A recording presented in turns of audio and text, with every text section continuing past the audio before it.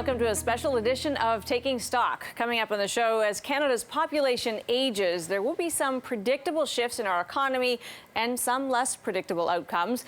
Plus, we would all like to age gracefully in our own home. Is that becoming a more realistic option? And getting the finances of retirement right is pretty important.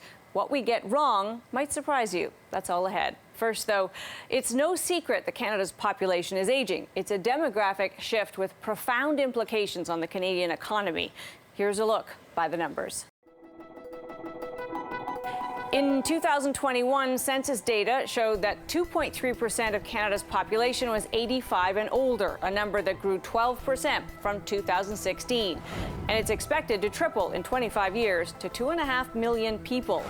The baby boomers, born between 1946 and 1965, was the biggest generation in history, with about 4 children born to each childbearing woman. The number of seniors, or anyone aged 65 and up, will rise to 21% of our population in the next 6 years.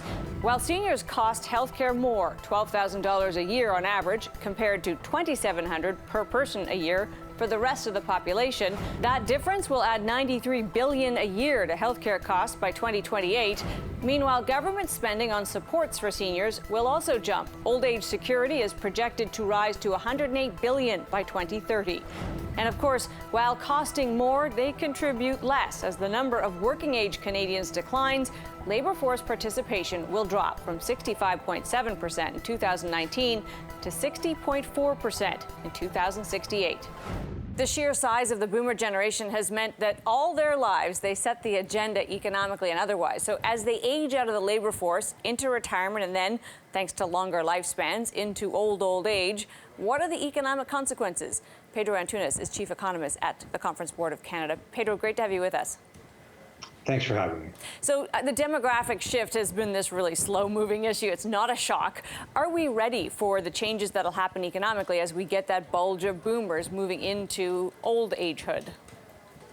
Well, Amanda, I know we've been talking about this for decades, but the crunch is really on now. What we're seeing over not the next 10 years or 20 years or 15 years, in fact, over the next 6-7 years, we're going to see, the peak of the baby boomers really exiting the workforce. So that's going to put a lot of pressure on labor markets. I know we're already feeling a pinch because we had reduced retirements for a couple of years during the pandemic, but this is going to continue to add pressure to labor markets going forward. We're already very tight, and there's not a whole lot of relief in sight here.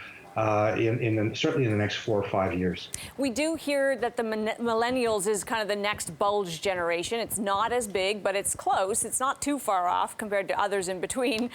Is that some relief ahead, Pedro, as they mature? Is that going to help out? Well, certainly.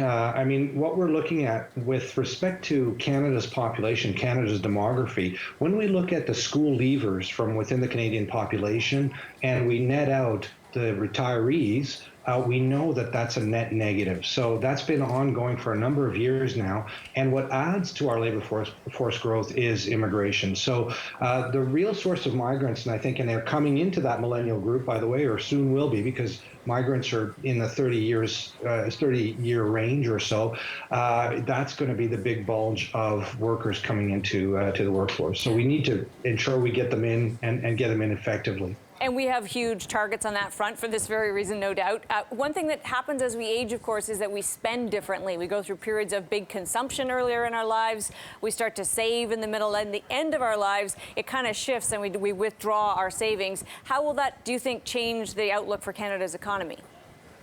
Well, that's a real challenge, I think, on the fiscal side, because, of course, boomers that were earning high incomes and paying more income tax will slowly start to get, essentially from their retirement income, they're minimizing their income to what they need. They're paying a lot less tax. And so there's a fiscal implication of that.